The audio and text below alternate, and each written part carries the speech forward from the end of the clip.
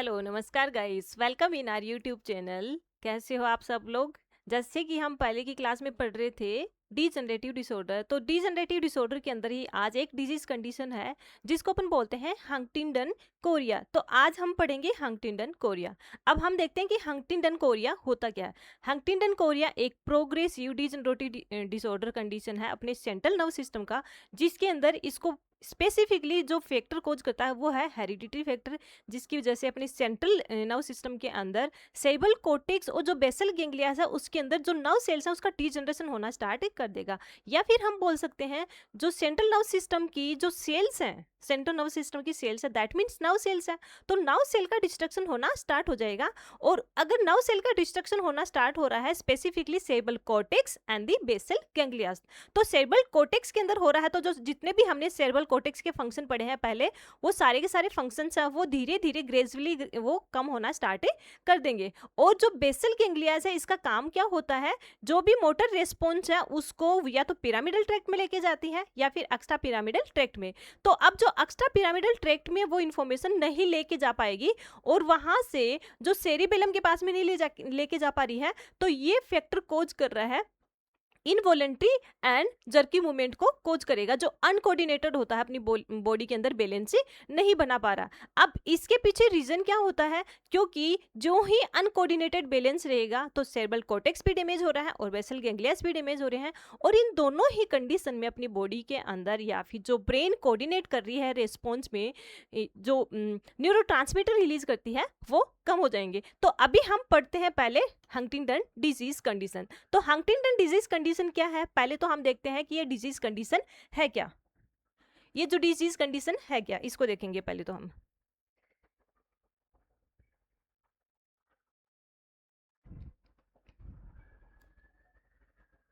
जैसे Huntington disease condition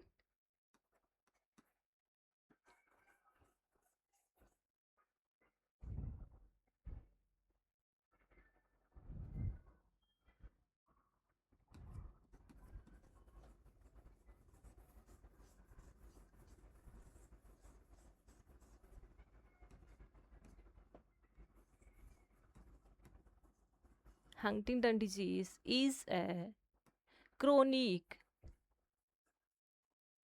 progressive disease, chronic progressive. अब इसको कंडीशन क्या अफेक्ट कर रही है, hereditary,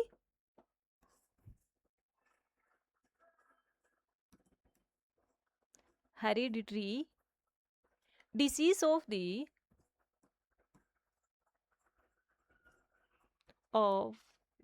central nerve system, central nerve system degeneration, central nerve system degeneration, specifically हम देखते हैं cerebral cortex, cerebral cortex and second one आता है basal गैंग्लियास।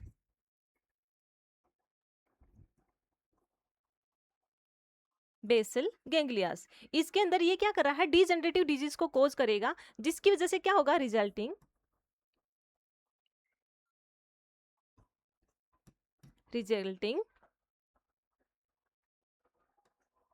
uncoordinated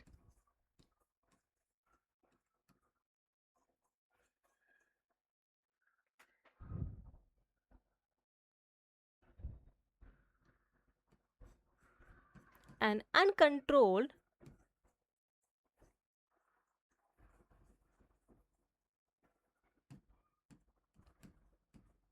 jerky movement, jerky movement and dementia and dementia. इस disease condition को अपने बोलेंगे Huntington disease condition. That means क्या है, एक क्रोनिक प्रोग्रेसिव डिजीज कंडीशन है जिसको डेफिनेटली यहाँ पे हेरिडिटरी कोज कर रही है। दैट मीन्स एक जनरेशन से दूसरे जनरेशन को अफेक्ट कर रही है। लेकिन ये जो क्या होता है, एक जनरेशन से दूसरे जनरेशन को अफेक्ट तो करेगी, लेकिन इसके अंदर जो सिम्टम्स हैं वो अपियर होते हैं, ऐसा नहीं कि बर्थ होते ही अपियर हो जाएंगे। इसके अंदर जो सिम्टम अपियर होते हैं वो सिम्टम की एज फैक्टर होती है 30 to 50 ईयर्स। 30 to 50 ईयर्स के अंदर ये जो सिम्टम है वो अपीयर होना स्टार्ट कर देते हैं, उससे पहले पर्सन के अंदर सिम्टम से नहीं दिखेंगे। तो ये इसकी वजह से अफेक्ट क्या हो रहा है, अनकोऑर्डिनेटेड, अनकंट्रोल, अनजर्की मूवमेंट्स हो रहा है बॉडी के अंदर, क्योंकि जो बेसल गैंग्लियाज है प्रॉपरली फंक्शन नहीं कर रही। तो अब पहले तो हम इसको ब्रेन के साथ में देखेंगे, जैसे हमने पहले भी देखा है ब्रेन के फंक्शनल एरियाज।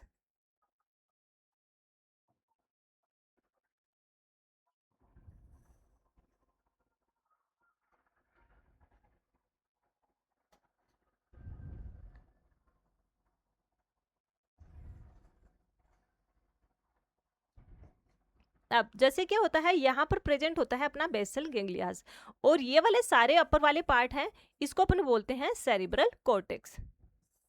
ये वाला जो पार्ट है इसको अपन बोलते हैं सेरिब्रल कॉर्टेक्स, जिसके अंदर स्टार्टिंग के अंदर आता है फ्रंटल लोब, जैसे ये वाला फ्रंटल लोब होगा, then parietal lobe and occipital lobe. Frontal lobe, parietal,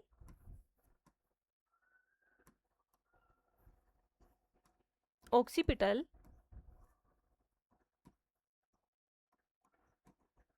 lobe, और जो लेटरल एस्पेक्ट में होता है उसको अपन बोलते हैं टेम्पोरल लोब। Temporal lobe. अब ये जो सारा का सारा है यहाँ वाला, इस पूरे ऑर्गन को, ये जो है ये पूरा का पूरा, ये जो पूरा है इसको अपन बोलते हैं cerebral cortex. Cerebral cortex, cerebral cortex area होता है। और ये यहाँ पर जैसे यहाँ पर प्रेजेंट होता है थैलेमस, हाइपोथैलेमस, एंड इसके हाइपोथैलेमस के नियर बाई यहाँ पे प्रेजेंट होती है बेसल गैंग्लियास।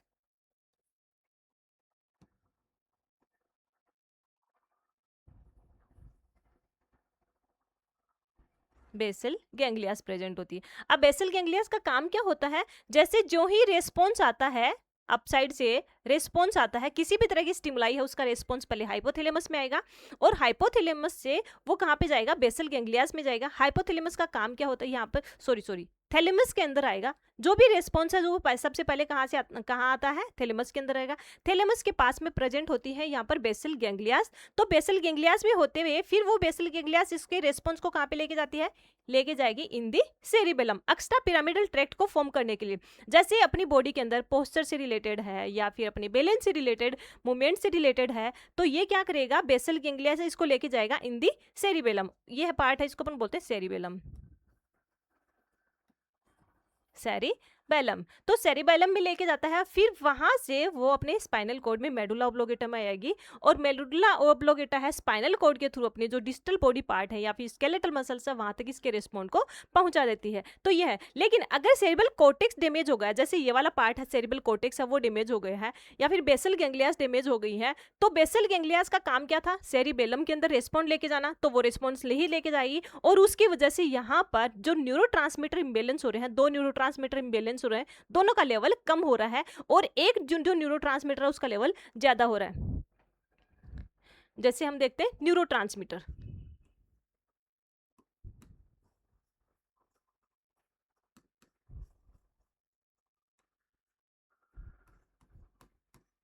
क्योंकि अगर कहीं पर भी जर्की मूवमेंट हो रहा है तो डेफिनेटली इसको रेस्पॉन्ड कर रहा है न्यूरोट्रांसमीटर। तो न्यूरोट्रांसमीटर के अंदर यहाँ पर फर्स्ट वन आता है गाबा, जिसको अपन बोलते हैं gamma amino butyric acid. Gamma amino butyric acid,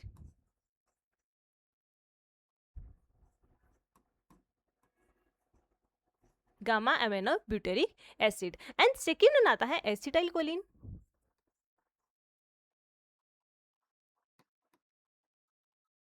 acetyl choline, ये दोनों ही कहाँ से रिलीज होते हैं, सेरिब्रल कॉर्टेक्स से रिलीज होती हैं। दैट मीन्स ये रेस्पॉन्ड को लेके आ रही। लेकिन अगर सेरिब्रल कॉर्टेक्स ही डैमेज हो रखा है, जैसे हमने पहले भी डिजीज कंडीशन में पढ़ा है कि ये क्या कर अफेक्ट कर रहा है, सेंट्रल नर्वस सिस्टम को डैमेज करेगा, जिसके अंदर specifically cerebral cortex and the basal ganglia को डैमेज कर रही है। तो अगर सेरिब्रल कॉर्टेक्स को डैमेज कर दिया है तो दैट मीन्स वहां की नर्व सेल डैमेज हो गई है, तो ये जो दोनों के दोनों न्यूरोट्रांसमीटर है इन दोनों का लेवल कम हो जाएगा। दैट मीन्स ये वहां से सिंथेसिस नहीं हो पाएंगे, इसको अपन बोल इन दोनों का लेवल हो जाएगा डिक्रीज लेवल। इन दोनों का लेवल डिक्रीज हो जाएगा। That means gamma aminobutyric acid and the acetyl choline है, इन दोनों का लेवल डिक्रीज हो जाएगा। और एक इसका काम क्या था, ये रेस्पॉन्ड को लेके जाती थी अपने स्केलेटल मसल्स तक। सेकंड यहीं पे एक न्यूरोट्रांसमीटर और आता है, इन दोनों का तो लेवल कम हो रहा है, लेकिन थर्ड वन न्यूरोट्रांसमीटर आता है जिसको अपन बोलते हैं डोपामिन। डोपामिन है, इसका लेवल है इंक्रीज हो जाएगा। अब इसका लेवल इंक्रीज क्यों हो रहा है, क्योंकि जैसे एसिटाइल कोलाइन का लेवल डिक्रीज हुआ है, उस कंडीशंस में ये जो डोपामिन है इसका लेवल इंक्रीज वैसे तो ज्यादा इंक्रीज नहीं हो रहा, लेकिन रीजन क्या होता है, अगर हम बैलेंस करेंगे तो जैसे एसिटाइल कोलाइन रिलीज होता है उसके अकॉर्डिंग ही बेसल गैंग्लिया ये जो डोपामिन लेवल रिलीज होता है, जैसे हमने पार्किंसन डिजीज कंडीशन में पढ़ा था। लेकिन अब यहाँ पे क्या हो रहा है, एसिटाइल कोलाइन का लेवल कम हो रहा है, जबकि पार्किंसन डिजीज के अंदर एसिटाइल कोलाइन का लेवल ज्यादा हो रहा था और डोपामिन का लेवल कम हो रहा था। लेकिन अब यहाँ पर क्या हो रहा है, एसिटाइल कोलाइन का तो लेवल कम हो रहा है और उसके कंपेरेटिवली उसके रिलेटिवली क्या होगा, डोपामिन का लेवल है थोड़ा सा बढ़ जाएगा। तो यहाँ पर डोपामिन का लेवल बढ़ा हुआ है। और डोपामिन कहाँ से सिंथेसिस हो रहा है, हमने पहले भी देखा था, मिड ब्रेन है उसके सबस्टेंशियल नाइग्रा से रिलीज हो रहा है।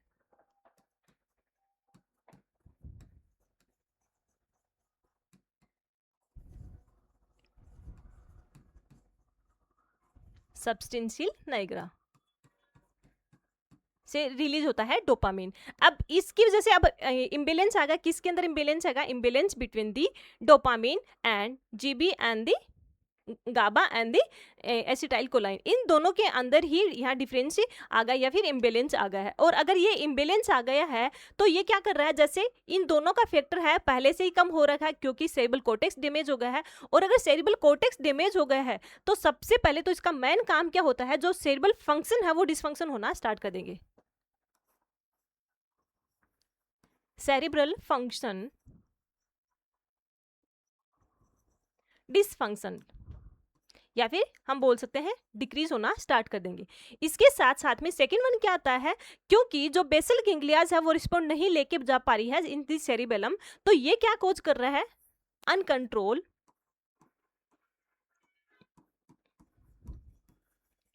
Uncontrolled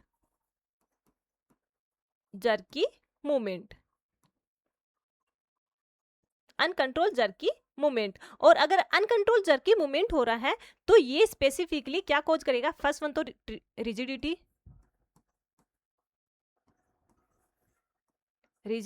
and second one clumsiness. Clumsiness का मतलब ये होता है uncoordinated movements, clumsiness that means uncoordinated movements.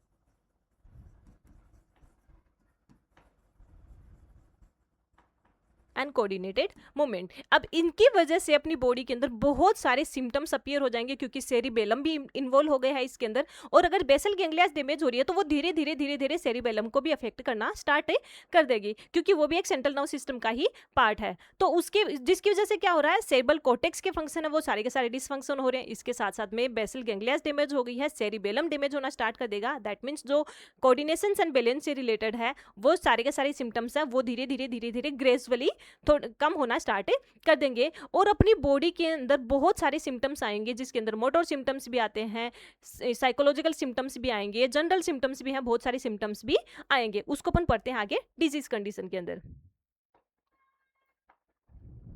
जैसे हम देखते हैं हंटिंगटन कोरिया क्या है, Huntington disease is a chronic progressive hereditary disease of the central nerve system. That means ये किसको अफेक्ट कर रही है, यहाँ पर सेंट्रल नर्व सिस्टम को अफेक्ट कर रही है। Then in which central nerve system in which degeneration of the cerebral cortex, अब किसको अफेक्ट कर रही है, सेरेब्रल कॉर्टेक्स एंड बेसल गैंग्लियास है, इसको वो डीजनरेट कर रही है। डीजनरेशन का मतलब क्या होता है, नर्व डिस्ट्रक्शन, नर्व डिस्ट्रक्शन। यानी जो नर्व है सेंट्रल नर्व सिस्टम की नर्व स्पेसिफिकली सेरेब्रल कॉर्टेक्स और बेसल गैंग्लियास की जो नर्व है उसको वो डैमेज करना स्टार्ट कर दिया, डिस्ट्रक्शन और द डैमेज।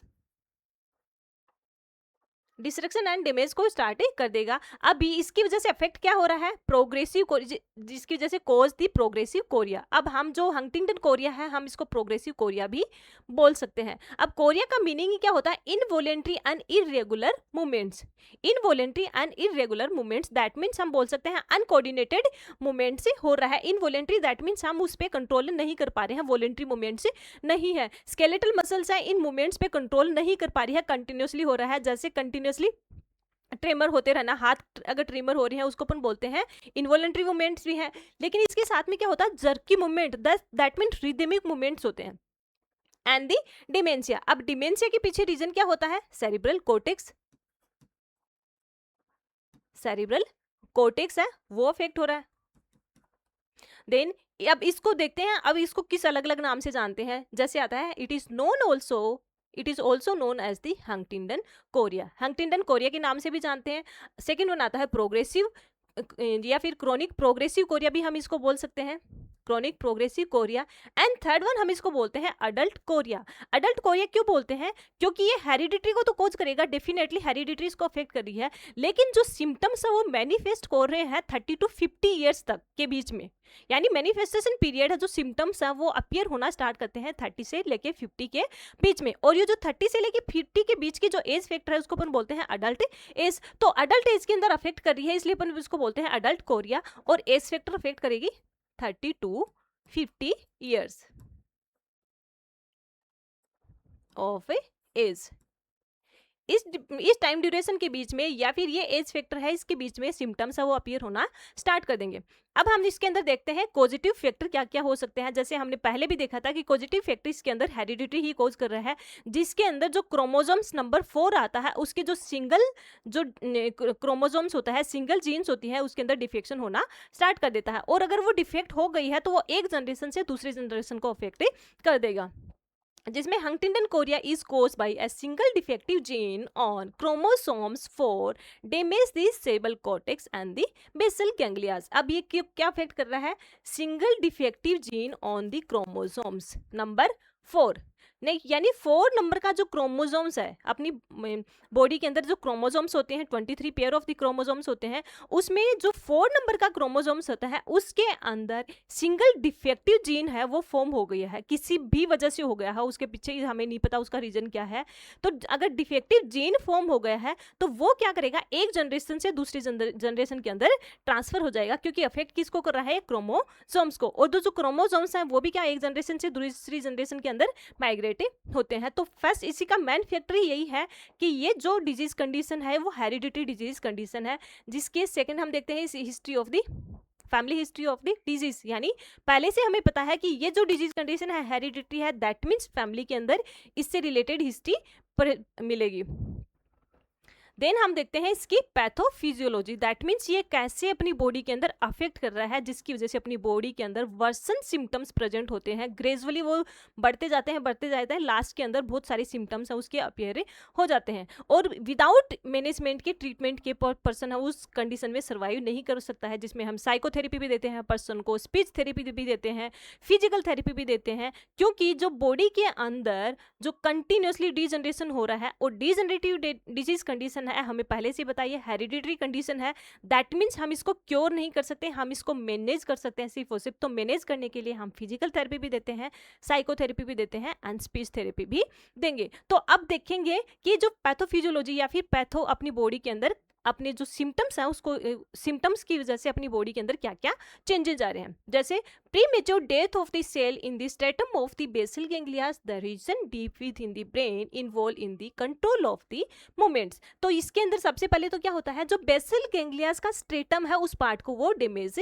कर देता है, बेसल गैंग्लियास के पार्ट को डैमेज कर देगा, स्ट्रेटम पार्ट है। अब जैसे हमने पहले भी देखा था सेरेब्रल कोर्टेक्स को भी डैमेज कर रहा है एंड दी बेसल गैंग्लियास को। अब अगर बेसल गैंग्लियास को डैमेज कर रहा है तो जिसकी वजह से अपनी बॉडी के अंदर इरेगुलर मूवमेंट या फिर अनकोऑर्डिनेटेड मूवमेंट्स होना स्टार्ट कर देंगे।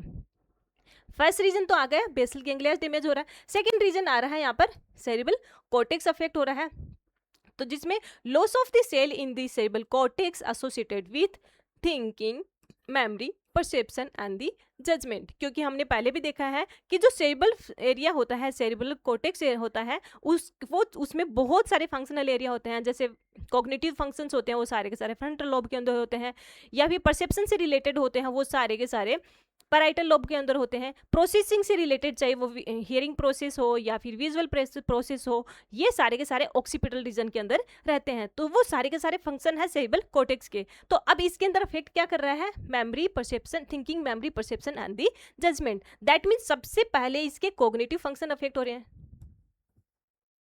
Cognitive function. और अगर कोग्निटिव फंक्शन अफेक्ट हो रहे हैं, दैट मीन्स सबसे पहले इन्वॉल्वमेंट कौन से लोब का हो रहा है? Frontal lobe, frontal lobe of the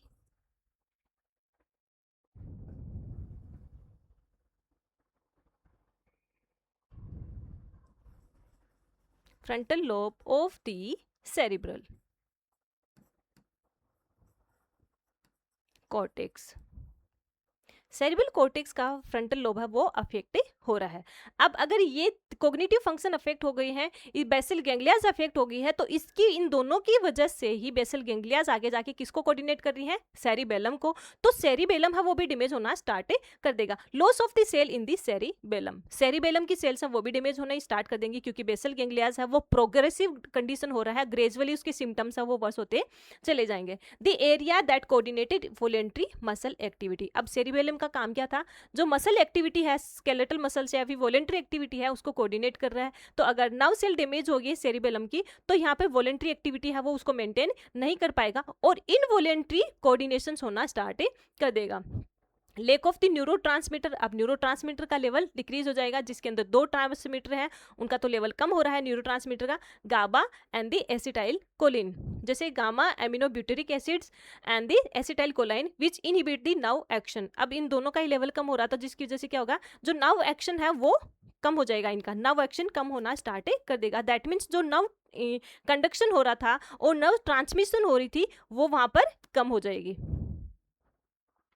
then decrease GABA result relatively excess of the dopamine. अगर गाबा का लेवल डिक्रीज हो रहा है, एसिटाइल कोलाइन का लेवल डिक्रीज हो रहा है, तो उस कंडीशंस में डोपामिन का लेवल है वो इंक्रीज हो जाएगा। अगर डोपामिन का लेवल अफेक्ट हो रहा है तो ये भी क्या करते हैं? इम्बेलेंस हो गया है न्यूरोट्रांसमीटर के अंदर, excitatory neurotransmitter and inhibitory neurotransmitter है, इन दोनों का लेवल ही ज्यादा हो जाएगा। अगर इन दोनों का, जैसे हमने पहले भी देखा है कि डोपामिन कौन सा है कि इनहिबिटरी, ये जो न्यूरोट्रांसमीटर है इनहिबिटरी न्यूरोट्रांसमीटर है। दैट मीन्स ये क्या करेगा? नर्व कंडक्शन को कोज कम कर रहा है, जो अपनी बॉडी के अंदर जो नर्व कंडक्शन हो रहा है उसको वो कम कर देगा। अगर नर्व कंडक्शन कम हो रहा है, दैट मीन्स अपनी बॉडी के अंदर बैलेंस है वो लूज हो जाएगा।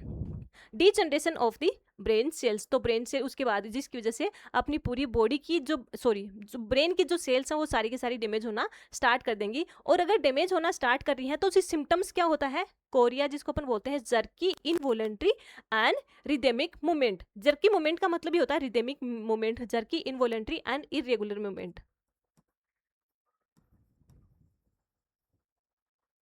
Irregular movement. अब हम देखेंगे इससे related symptoms.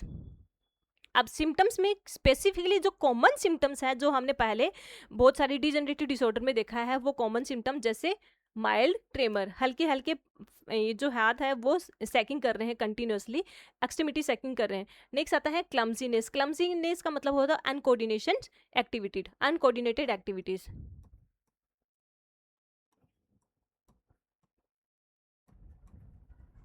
Uncoordinated physical activities, movement या फिर एक्टिविटी मूवमेंट, इसको अपन बोलते हैं clumsiness. Then lack of the concentration, क्योंकि अगर सेरेब्रल कॉर्टेक्स डैमेज हो रखा है, फ्रंटल लोब अफेक्ट हो रखा है, टेम्पोरल लोब अफेक्ट हो रहा है, तो पर्सन है वो प्रॉपरली कंसंट्रेट नहीं कर पाएगा, न ही किसी चीज पे अटेंशन दे पाएगा। सीवियर इरिटेबिलिटी होगी, पर्सन हर किसी चीज से, किसी भी तरह की स्टिमुलाई हो, किसी भी तरह का परसेप्शन हो, उसके लिए वो अपनी इरिटेशन को एक्सप्रेस करेगा। शॉर्ट टर्म मेमोरी लॉस, जिसके अंदर आता है हम बोलते हैं डिमेंशिया,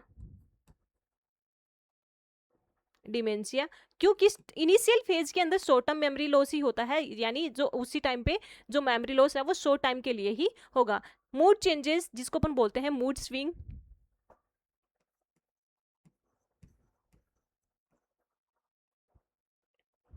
दैट मीन्स पर्सन बहुत खुश है और खुश हैप्पीनेस के साथ साथ में उसके कुछ ही सेकंड के अंदर वो उसका चेंज हो जाएगा, स्विच कर जाएगा सैडनेस के अंदर, उसको अपन बोलते हैं मूड चेंजेस एंड डिप्रेशन। ये तो है अपने कॉमन सिम्टम्स। देन उसके बाद में हम देखते हैं मूवमेंट से रिलेटेड सिम्टम्स। अब मूवमेंट, क्योंकि हमने पहले भी देखा है क्यों ये सबसे ज्यादा अफेक्ट कर रहा है, मूवमेंट्स को अफेक्ट करेगा। तो सबसे पहले तो हम देखते हैं involuntary and the jerky movement होगा। कंटिन्यूअसली एक रिदमिक कॉन्ट्रेक्शन हो रहा है, जर्की मूवमेंट हो रहा है, लेकिन वो अनकोऑर्डिनेटेड है, इनवॉलेंट्री और अनकोऑर्डिनेटेड मूवमेंट रहेगा। नेक्स्ट वन हम देखते हैं डिस्टोनिया। अब डिस्टोनिया का मतलब क्या होता है? Involuntary sustain contracture of the muscle. जो मसल की टोन है वो डिक्रीज हो रखी है, मसल की टोन डिक्रीज हो जाएगी। अब इसके पीछे रीजन क्या होता है? क्योंकि जो मसल स्ट्रेंथ है वो कम हो जाएगी कंटिन्यूअसली जर्की मूवमेंट की वजह से या फिर रिदमिक अनकोऑर्डिनेटेड मूवमेंट की वजह से जो मसल की स्ट्रेंथ है वो कम हो जाएगी, और मसल की स्ट्रेंथ कम होने की वजह से मसल की जो टोन है वो भी डिक्रीज हो जाएगी। देन मसल रिजिडिटी, क्योंकि मसल है वो स्टिफ हो जाएंगी, वहां पे मसल की टोन डिक्रीज हो रही है, जिसकी वजह से स्लो अनकोऑर्डिनेटेड फाइन मूवमेंट, इसी को अपन बोलते हैं clumsiness. Slow uncoordinated and fine movements, जो मूवमेंट्स हैं वो स्लो एंड अनकोऑर्डिनेटेड रहेंगे। देन स्लो और अबनॉर्मल मूवमेंट्स, पर्सन के जो मूवमेंट्स हैं वो स्लो रहेंगे, बहुत धीरे धीरे वो कोऑर्डिनेट नहीं हो पा रहा है, किसी काम के लिए बोलेंगे तो वो बहुत धीरे धीरे ट्राई करेगा लेकिन वो भी कोऑर्डिनेटेड नहीं रहेगा। Then impaired gait, that means body का पोस्चर है वो इम्पेयर्ड रहेगा, पर्सन है एक नॉर्मल पोस्चर के अंदर नहीं खड़ा रह सकता है। Then posture and the balance. Next one आती है इसके अंदर dysphagia and the dysphagia. Dysphagia that means difficulty in the speaking, difficulty in the speaking, and dysphagia that means difficulty in the swallowing, difficulty in the swallowing, क्योंकि यहाँ पर भी जो voluntary muscle ही काम कर रही है तो वॉलेंट्री मसल है वो कोऑर्डिनेटेड नहीं रहेंगी, अनकोऑर्डिनेटेड रहेंगी। नेक्स्ट हम सिम्टम्स में देखते हैं कॉग्निटिव सिम्टम्स। और कॉग्निटिव सिम्टम्स के अंदर हमने पहले भी देखा, अगर सेरेब्रल कॉर्टेक्स डैमेज हो रखा है तो उसके अंदर बहुत सारे सिम्टम्स हैं। सेरेब्रल कॉर्टेक्स के अंदर जैसे स्टार्टिंग में फ्रंटल लोब है, पैराइटल लोब है, ऑक्सीपिटल लोब है या फिर टेम्पोरल लोब है, उसके अंदर बहुत सारे फंक्शन होते हैं। स्पेसिफिकली जो फ्रंटल लोब है उसके अंदर आते हैं कॉग्निटिव फंक्शन। अब कॉग्निटिव फंक्शन के अंदर प्लानिंग, रिकॉग्नाइजेशन से रिलेटेड जो भी टास्क है उसके अंदर पर्सन को डिफिकल्टी आना स्टार्ट कर देगी। लैक ऑफ द फ्लेक्सिबिलिटी, क्योंकि अगर कंटिन्यूअसली पर्सन के अंदर कॉन्ट्रेक्शन हो रहे हैं तो बॉडी के अंदर फ्लेक्सिबिलिटी है वो भी कम हो जाएगी, इलास्टिसिटी है वो भी कम हो जाएगी। Lake of awareness of on behaviour and the ability. अब यहां पर लोब अफेक्ट हो रहा है parietal lobe.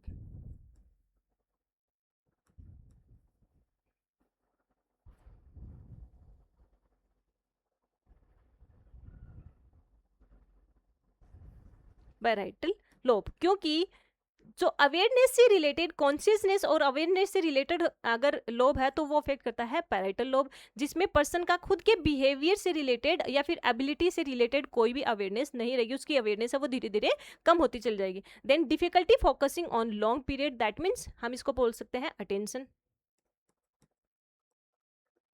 And concentration. Concentration ये दोनों ही उसकी कम हो जाएंगी। और लोब अफेक्ट करता है यहाँ पर frontal lobe, frontal lobe. Slow processing thoughts, ये भी फ्रंटल लोब ही है। थॉट से रिलेटेड जो भी थॉट से रिलेटेड डिफिकल्टीज आती हैं या फिर थॉट प्रोसेस नहीं हो पा रहा है तो लोब कौन सा रहेगा? Frontal lobe. फ्रंटल लोब यानी फ्रंटल लोब की जो सेल्स है, नाउ सेल्स हैं वो डैमेज हो गई हैं। Difficulty in the learning new situation, जो लर्निंग न्यू सिचुएशन है वो भी सारी की सारी किसी में आती हैं in frontal lobe and the temporal lobe. Also parietal lobe भी इन्वॉल्व होता है लेकिन स्पेसिफिकली फ्रंटल लोब भी होगा, तो इसके अंदर भी ये अफेक्ट कर रहा है। पर्सन है वो जो नई कुछ इन्फॉर्मेशन होते हैं उसमें सीखने की उसकी एबिलिटी है वो कम में हो जाएगी। अदर हम देखते हैं साइकेट्रिक सिम्टम्स, क्योंकि कॉग्निटिव सिम्टम्स तो हो गए हैं पर्सन के अंदर, कॉग्निटिव सिम्टम्स भी हो गए हैं, मूवमेंट से रिलेटेड भी सिम्टम्स हो गए हैं, जनरल सिम्टम भी हो गए हैं। अब उन सब की वजह से पर्सन का साइकोलॉजिकल एस्पेक्ट है वो चेंज हो जाएगा, और अगर साइकोलॉजिकल एस्पेक्ट चेंज हो रहा है तो उसमें वो सिम्टम्स में मैनिफेस्ट हो जाएंगे, जिसमें सबसे पहले आता है feeling of the sadness and unhappiness, क्योंकि पर्सन है उसको खुद पे उसका जैसे सेल्फ कॉन्फिडेंस है वो भी कम होता जा रहा है, पर्सन की मेमोरी अफेक्ट हो रही है, थॉट से रिलेटेड अफेक्ट हो रहा है, जजमेंट नहीं कर पा रहा है, इन सब कंडीशन की वजह से पर्सन है वो हमेशा ऐसे सैडनेस एंड हैप्पीनेस फेज में रहना स्टार्ट कर देगा। नेक्स्ट वन आता है loss of interest in the normal activities, क्योंकि पर्सन है उसकी स्केलेटल मसल से प्रॉपर्ली फंक्शन नहीं कर पा रखी है, फ्लेक्सिबिलिटी कम हो गई है, रिजिडिटी कम हो गई है, मस्कुलर टोन चेंज हो गई है, मसल स्ट्रेंथ चेंज हो गई है, इन सब की वजह से पर्सन है वो नॉर्मल एक्टिविटी नहीं कर पा रहा है और उसकी वजह से पर्सन का इंटरेस्ट भी धीरे धीरे कम हो जाएगा। देन इंसोम्निया और द एक्सेसिव स्लीपिंग, इंसोम्निया का मतलब है तो loss of sleep, loss of sleep, person है या तो बहुत ज्यादा सोएगा या फिर उसको नींद नहीं आ पाएगी। Than feeling of the worthlessness और गिल्ट, पर्सन है उसको अपने आप पे खुद पे कॉन्फिडेंस नहीं रहेगा और वो उसके अंदर एक गिल्ट हो जाएगा कि ये जो मेरी ये जो बॉडी हो रही है जिसके अंदर ये चेंजेस हो रहे हैं ये कहीं मेरी वजह से तो नहीं हो रहा है, या फिर जो भी है वो अपने आप पे ही ब्लेम करना स्टार्ट कर देगा, या फिर जैसे बॉडी बैलेंस है वो प्रॉपरली नहीं कर पा रही है, उस कंडीशन में क्या करेगा पर्सन से बाय डिफॉल्ट कुछ डैमेज हो जाता है या फिर कुछ काम प्रॉपरली नहीं हो पा रहा है, तो वो एक गिल्ट ट्रिप में चल जाता है कि मैं ये भी नहीं कर पा रहा हूँ, मैं ये भी नहीं कर पा रहा हूँ, और यही पर्सन है पर्सन अपने आप को आइसोलेट कर लेगा, और अगर आइसोलेट कर रहा है तो लास्ट के अंदर पर्सन है वो डिप्रेशन के अंदर चला जाएगा। Then memory and judgement loss हो जाएगा क्योंकि फ्रंटल लोब अफेक्ट हो रहा है, parietal deeper part of the parietal lobe affect हो रहा है, तो memory and the judgement affect हो जाएगा। Personality and appetite changes, definitely personality है तो यहाँ पर फ्रंटल लोब अफेक्ट हो रहा है क्योंकि बिहेवियर, पर्सनालिटी एंड इमोशन है ये तीनों ही किसके अंदर आ रही है, फ्रंटल लोब के अंदर, तो पर्सनालिटी चेंज हो जाएगी पर्सन की and appetite changes, that means है पर्सन को या तो बहुत ज्यादा भूख लगना स्टार्ट कर देगी या फिर पर्सन को बिल्कुल भी भूख लगना कम हो जाएगी। जैसे इनिशियल फेज के अंदर तो पर्सन को क्या होता है थोड़ा सा ज्यादा भूख लगेगी, लेकिन उसके बाद में धीरे धीरे पर्सन को फील ही नहीं हो पाएगा कि उसको भूख भी लग रही है। देन डिसओरिएंटेशन और कंफ्यूजन, पर्सन है वो डिसओरिएंटेड रहेगा एंड कंफ्यूज्ड रहेगा। एंड लास्ट हम देखते हैं मैनेजमेंट। अब हम इसको मैनेज कैसे कर पाएंगे, क्योंकि ये तो जैसे पहले तो हमने देखा था प्लाज्मा प्रोटीन की चेंज होने की वजह से इफेक्ट हो रहा था अपनी बॉडी के अदर जो डीजनरेटिव डिसऑर्डर थे, उसमें तो क्या था अपनी बॉडी के अंदर एक डिफेक्टिव एंटीबॉडी फॉर्म हो गई उसकी वजह से हो रहा था, तो हम क्या कर रहे थे प्लाज्मा फेरेसिस कर रहे थे, दैट मीन्स हम प्लाज्मा को एक्सचेंज कर रहे थे जिसके अंदर जो डिफेक्टिव एंटीबॉडी थे उसको डिटेच करके हम हटा के फिर हम फ्रेश वापस प्लाज्मा प्रोटीन पर्सन के एडमिनिस्टर कर रहे थे। लेकिन ये चेंजेस तो जीन के अंदर हो रहा है तो क्रोमोसोम को डेफिनेटली हम चेंज नहीं कर सकते, हम सिर्फ इस डिजीज कंडीशन को क्योर नहीं कर सकते, हम इसको मेंटेन ही कर सकते हैं। तो मेंटेन करने के लिए हम क्या करते हैं पर्सन को सिम्टोमेटिक ट्रीटमेंट देंगे। अब पर्सन का साइकोलॉजिकल एस्पेक्ट बहुत ज़्यादा यहाँ पे अफेक्ट हो रहा है जिसकी वजह से पर्सन को कई बार यहाँ पे सुसाइडल टेंडेंसी भी हो सकती है। तो अब क्या करने हैं कि हमें पर्सन के साइकोलॉजिकल स्टेटस को भी करेक्ट करना है, जिसमें हम सबसे पहले क्या देंगे पर्सन को एंटी डिप्रेसेंट मेडिकेशन देंगे। एंटी डिप्रेसेंट क्योंकि पर्सन है वो एक डिप्रेसिव फेज के अंदर चला जाता है या फिर पर्सन को डिप्रेसिव फेज में जाने के चांसेस होते हैं, इनिशियल फेज के अंदर हल्के हल्के सिम्टम्स होते हैं, फिर धीरे धीरे वो सिम्टम्स बढ़ना स्टार्ट कर जाते हैं, तो हम क्या देंगे एंटी डिप्रेसेंट मेडिकेशन देंगे। देन सेकेंडरी हम देते हैं अब एंटी डिप्रेसेंट जैसे हेलोपेरिडोल, रेस्पेरिडोल, ये भी क्या है एंटी डिप्रेसेंट मेडिकेशन ही है, जिसमें इसमें हम देते हैं haloperidol, tetrabenazine and the diazepam, haloperidol, tetrabenazine and the diazepam. अब ये टेट्राबेंजाइन एंड डाइजिपम है ये क्या करती हैं पर्सन को सडेट करती हैं है, और इसके साथ साथ में हेलोपेरिडोल हम दे रहे हैं, हेलोपेरिडोल एंटी डिप्रेसिव ड्रग्स है। ब्लॉक दी डोपामिन रिसेप्टर, अब इन तीनों का काम क्या होता है डोपामिन रिसेप्टर उसको ब्लॉक करेंगे, क्योंकि हमने पहले भी देखा था कि डोपामिन का लेवल एलिवेटेड है, अगर डोपामिन का लेवल एलिवेटेड है तो डेफिनेटली ये ज़्यादा अपनी बॉडी के अंदर क्राइसिस कंडीशन को कॉज कर सकती है, तो हम क्या करेंगे डोपामिन के लेवल को कम करेंगे, और अगर डोपामिन के लेवल को कम कर रहे हैं तो हम क्या दे रहे हैं हेलोपेरिडोल दे रहे हैं, टेट्राबेंजाइन देते हैं और उसके साथ साथ में डाइजिपम देंगे, और इन तीनों का ही काम होता है डोपामिन के जो डोपामिन है उसको हम कम कर सकें। देन सेकेंड वन आता है हम देते हैं कोलेंजेपिम। अब कोलेंजेपाम का काम क्या होता है, इसका मेन काम होता है जो कोरिया होता है, कोलेंजेपिम जो कोरिया होता है इरेगुलर जर्की मूवमेंट होता है उसको वो कम कर देगा। इसके साथ साथ में ही ये कंट्रोल करता है हेलुसिनेशन के अंदर, डिल्यूजन के अंदर, एंड देयर वॉयलेंस आउटबर्स्ट, यानी पर्सन बहुत ज़्यादा वॉयलेंट हो गया है, उसको भी वो काम में कर देता है। डिल्यूजन कंडीशन है, थॉट ये जो अबनॉर्मल अनयूजुअल थॉट्स आ रहे हैं उनको भी कम करेगा। एंड दी हेलुसिनेशन है, that means false perception without the stimuli, stimuli के बिना ऐसे पर्सन है वो किसी भी तरह की परसेप्शन फील कर रहा है उसको भी वो कम में कर देगा। कोलेंजेपिन जो कोलेंजेपाम होता है वो भी स्पेसिफिकली पर्सन को एक सडेट करता है, दैट मीन्स स्लीपिंग को इंड्यूस कर रहा है, to induce the sleeping,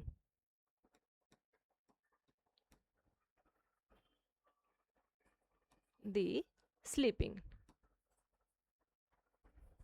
sleeping को इंड्यूस कर रहा है, जिसकी वजह से पर्सन के अंदर गिल्ट हो रहा है, डिप्रेशन हो रखा है, या फिर बहुत ज़्यादा अननेसेसरी सोच रहा है, थॉट्स जो अनकोऑर्डिनेटेड थॉट्स हैं उनको भी वो कम में कर देगा। नेक्स्ट हम देते हैं एंटी पार्किंसन मेडिकेशन सच दी लीवाडोपा, एंटी पार्किंसन डिजीज लीवाडोपा है, ये हम देते हैं for the temporary benefits in the rigidity, क्योंकि इसके अंदर हमने पहले भी देख रखा है कि रिजिडिटी हो रखी है, इवन डोपामिन का लेवल ज़्यादा बढ़ा हुआ है, लेकिन मसल्स की रिजिडिटी को कम करने के लिए हम टेम्परेरी बेस पे देते हैं, हम परमानेंट बेस पे इसको कंटिन्यूसली नहीं देते हैं, शॉर्ट टाइम के लिए देंगे टेम्परेरी बेस पे, जिसकी वजह से जो मसल की स्ट्रेंथ है, रिजिडिटी है, या फिर जो मसल टोन है उसको वापस हम कुछ हद तक रिस्टोर कर सकें। इसलिए हम इनिशियल फेज के अंदर हम देते हैं यहाँ पे एंटी पार्किंसन, जिसमें भी हम देते हैं L dopa, levodopa, L dopa या फिर लोवोडोपा देते हैं, क्योंकि इसका मेन काम क्या होता है कि ये सिर्फ और सिर्फ टेम्परेरी बेसिस पे ही हम जो डिस्टोनिया कंडीशन हो रखी है, रिजिडिटी हो रखी है, उसको कवर करेंगे। देन ट्रैंक्यूलाइजर, अब ट्रैंक्यूलाइजर है ये हम क्यों देते हैं, एंजाइटी को कंट्रोल करने के लिए, क्योंकि पर्सन है उसके अंदर डिप्रेशन से रिलेटेड, साइकोलॉजिकल स्टेटस से रिलेटेड बहुत सारी वेरिएशन चेंजेस आ रही हैं, तो उसको हमें करेक्ट करने के लिए हम क्या देते हैं यहाँ पर, ट्रैंक्यूलाइजर, जिसको अपन बोलते हैं anti anxiety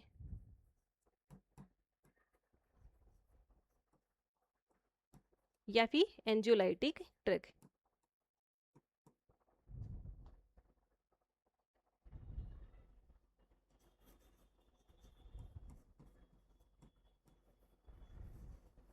anxiolytic drug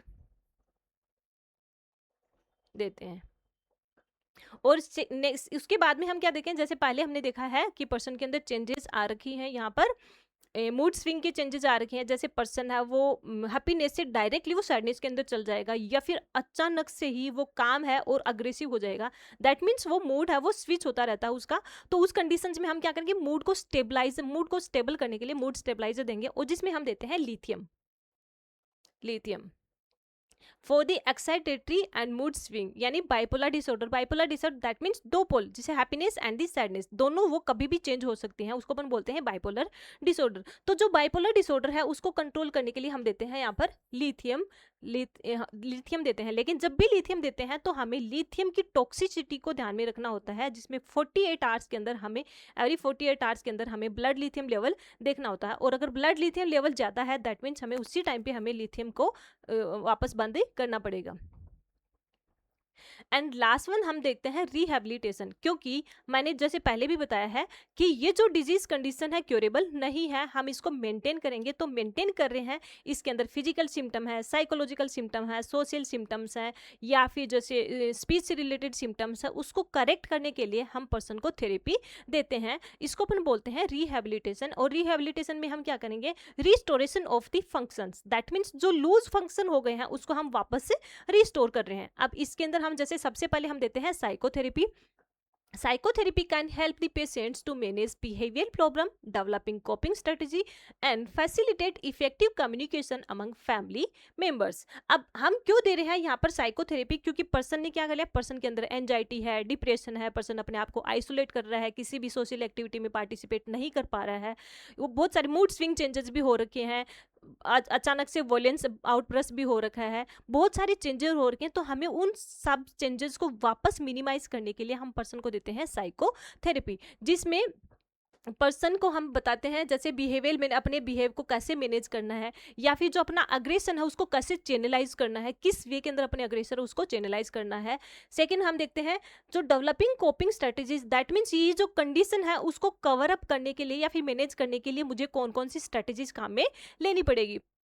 then facilitate effective communication, और जो पर्सन है उसको अपनी फैमिली मेम्बर के साथ में कैसे कैसे कम्युनिकेट करना चाहिए। जी अगर कोई भी प्रॉब्लम है तो डेफिनेटली उसको एक्सप्रेस करना चाहिए अपनी फैमिली के अंदर के फैमिली मेम्बर के साथ में। ऐसा नहीं है कि वो कंटिन्यूसली उन जो दिमाग के अंदर जो थॉट्स आ रखे हैं, जो भी आ रहे हैं उसके दिमाग के अंदर, वो खुद पे ही लेके, क्यों क्या रीज़न क्या होता है कि बहुत सारी कंडीशन में बहुत कुछ पाइलअप एक साथ में, बहुत कुछ पाइलअप होके वो एक साथ में आउटब्रस्ट होता है, जो एक अपनी बॉडी के अंदर एक नेगेटिव रिस्पॉन्स को कोज कर रहा है।